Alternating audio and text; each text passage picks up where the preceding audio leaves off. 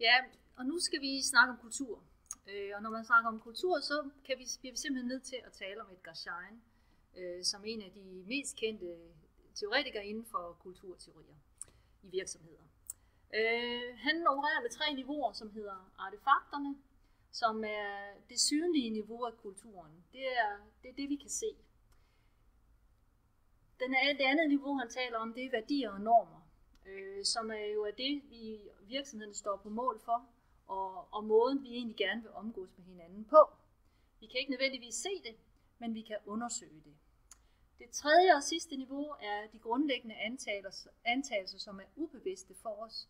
Og det er faktisk sådan, at dem kan vi først opdage, når vi møder nogen eller noget, som er anderledes end det, vi er vant til at forholde os til. Næste gang skal vi arbejde med kultur og diskutere det lidt mere, og til det formål skal I nu gå hjem og observere jeres egen kultur ud fra de her 2 niveauer, artefakter, værdier og normer. Og så vil vi gerne have, at I optager nogle videoer i forhold til det. Men inden vi kommer så langt, og inden I begynder på det, så får I lige nogle eksempler på, hvad det artefakt kan være, og hvad værdier og normer er for nogle størrelser. Nogle eksempler på Erhvervsakademiets artefakter, som er bygningerne.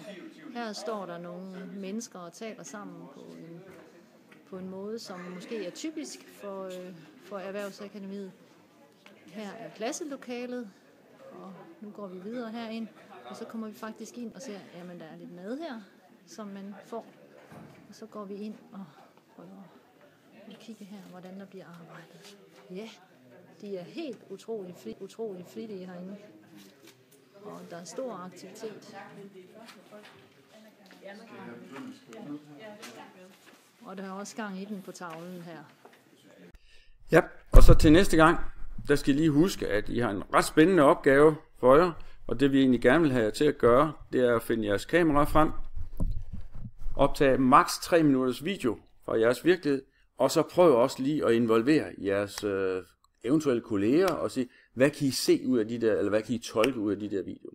Så lige en lille ændring i forhold til noget af det, vi sagde tidligere, nemlig de grundlæggende antagelser. De er meget svære at filme og se, men prøv at komme med nogle hypoteser omkring, hvad kunne der være grundlæggende antagelser i jeres organisation.